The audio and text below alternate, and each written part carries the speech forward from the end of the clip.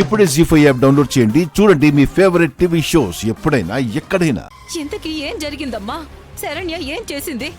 నువ్వైనా నిజం చెప్పు. ఏం చెప్పాలి నాన్నా? ఆ మాట ఎలా మీతో నేను చెప్పలేకపోతున్నాను నాన్నా.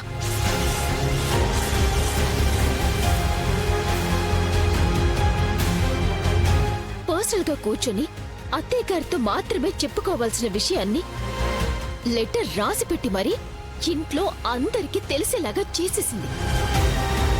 అమ్మా ఏంటమ్మా, ఏంటా విషయం? దర్శన్ గురించి నాన్న.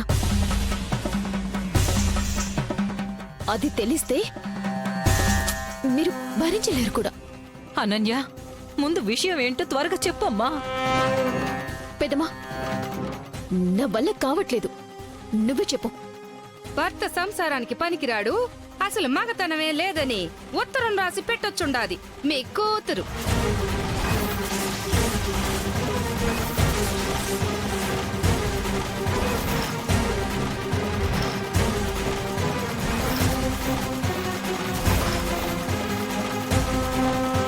ఇదే ఇక్కడ ఇట్ట అయిపోతా ఉంటే ఆడాళ్ళ పరిస్థితి ఏమైపోతుండాలా? శరణ్యకు నచ్చకపోయినా, ఆడ మనుషులు నచ్చకపోయినా ఎట్టా గొట్ట సంసారం గుట్టుగా చేసుకుపోవాలి గాని ఎట్ట మగుడు మగాడే కాదని ఎంత తెగించిన ఆడదైనా అందరి ముందు చెప్పుద్దా? దానికన్నా ఒక కత్తి తీసుకొచ్చి మగుడు గొంతు కోసేస్తే అయిపోయేది కదా. కాంచనా, ఈ మాట నేను కాదు విశ్వనాథం, అక్కడ తమరు అల్లుడు గారు వాళ్ళంతా మంటెక్కిపోయి అంటున్న మాట.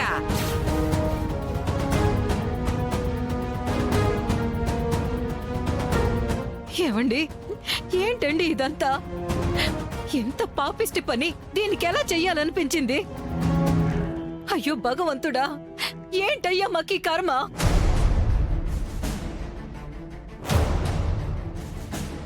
ఏమండి, ఇప్పుడెలా అండి? ఇప్పుడెలా దాని బతుకు బాగుపడేది?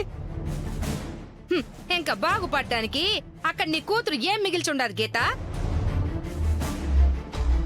మొహాన మచ్చం చూసి అద్దాన్ని పగలగొట్టినట్టు సంసారాన్ని తన చేతులతోనే ముక్కలు చేసుకునుండాది. ఇప్పుడు ఆ ముక్కలు అతికేదిలే, బతుకు బాగుపడేదిలే. నా కూతురు జీవితాన్ని నాశనం చేయాలని చూసుండారా? ఇప్పుడు చూడండి మీ కూతురు జీవితం ఎట్టా నాశనం అయిపోయి ఉండాదో. సంసారం అంటే ఏమనుకుంటుంది ఇది? చిన్న పిల్లల ఆట అనుకుంటుందా? పుట్టింట్లో గారబ్బం ఎక్కువైపోతే అత్తింట్లో ఆడపిల్ల బతుకు ఇలాగే అయిపోతుంది.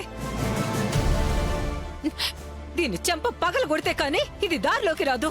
అమ్మా ఆగు. చెల్లి చేసిన ఆ పిచ్చి పని చూసైనా అర్థం చేసుకోమ్మా. తన మైండ్ సెట్ ఎలాంటిదో. ఇప్పుడు నువ్వు వెళ్ళి కొట్టి బుద్ధి చెప్తానంటే బుద్ధి తెచ్చుకుంటుందా? మరింత మొండికేసి సైకోలాగా తయారైపోతే అవసరమా?